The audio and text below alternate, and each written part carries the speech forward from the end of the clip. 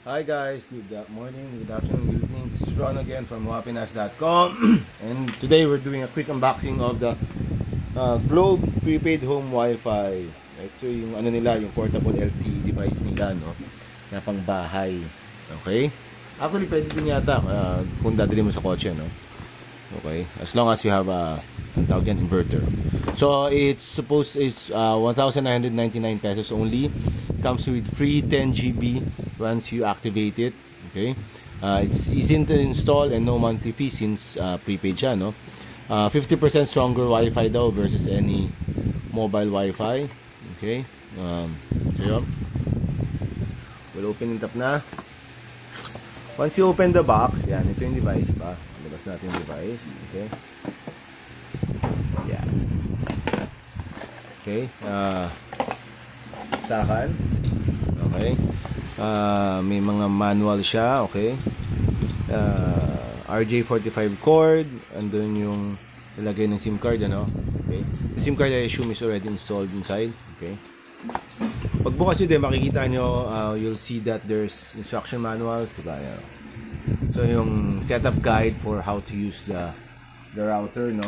Okay, so we're gonna plug it in. Okay,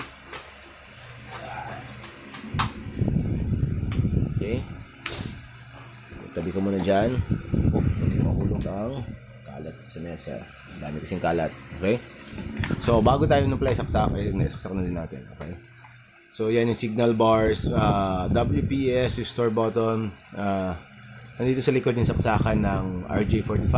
Yan yung button. May quick guide pa kung paano, how to use it. Andyan yung phone number mo, diba? Tapos may mga promos that you can use. Okay,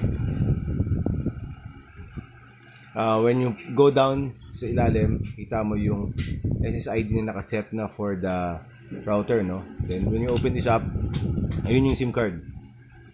Yun, no? There, that's the SIM card. So meron siyang port para sa saksakan ng micro USB. Hindi ko alam kung para saan yan. We'll let you know when we're able to test it. Yan. So nag-on na siya. Okay, we'll try to connect to it. Sabi ng instruction manual, okay, this is the wrong one. Hindi pa siya nag-on. Si P something. Okay, so hanapin natin yung signal na yon. Okay, so andyan si P. Okay, yun yung pangalan niya dun sa ano. Okay, so connected. Okay, kailangan daw pumunta sa 192.168.1.1. Okay, so yan, kumonect. Okay, we'll find the username. Okay, admin.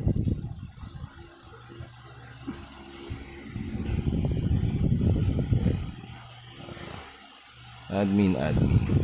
Okay, so yan, that's what's going to happen when you log in. Okay, kita nyo ba? Okay, so yan yung ano, let's take a screenshot. Okay, so skip. Okay, yan yung itsura ng dashboard. Okay, so nakikita nyo, ayan, nag-screenshot lang ako para sa ano, yung connection, kung ano. Okay, pwede ka maglagay ng phone book, patay doon sa Jest. Okay, so SMS, ayan yung mga SMS natin, ano. So we'll try to activate this is where you send it, diba? So ayan, makita nyo menu.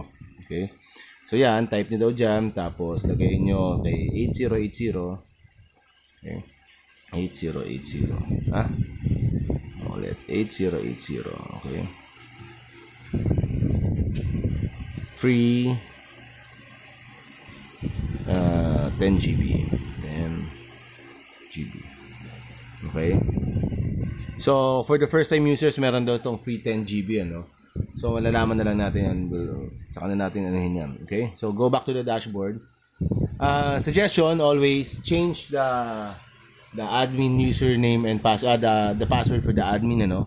for your router kasi if you don't change it, anyone can change it. Punta ako sa bahay nyo, palitan ko, patay ka, agaw ko na. So ayan yung settings for the so yung internet settings mo. Okay.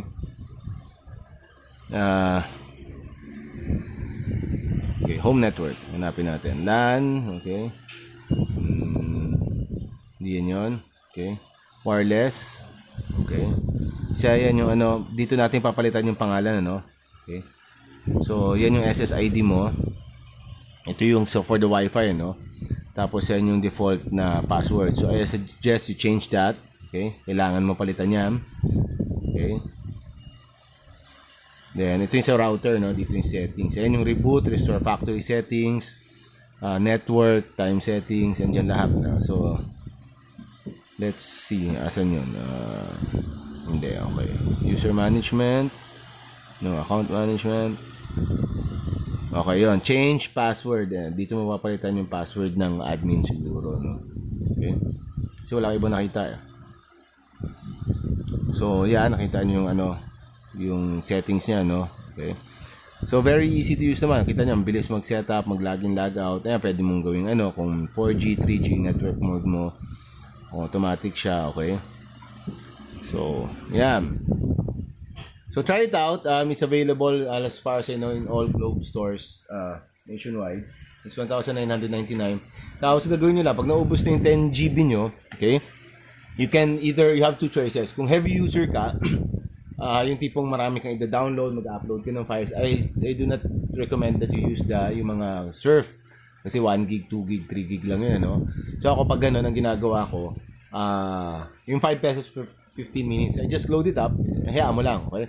Pero kung hindi ka naman mag-heavy use, yung Facebook ka lang, gano'n, nandito na yung, sa behind yan, GoSurf 50, 1 gig, 3 days, GoSurf 299, 2 gig, 30 days, GoSurf 999, 8 gig, 30 days. Okay?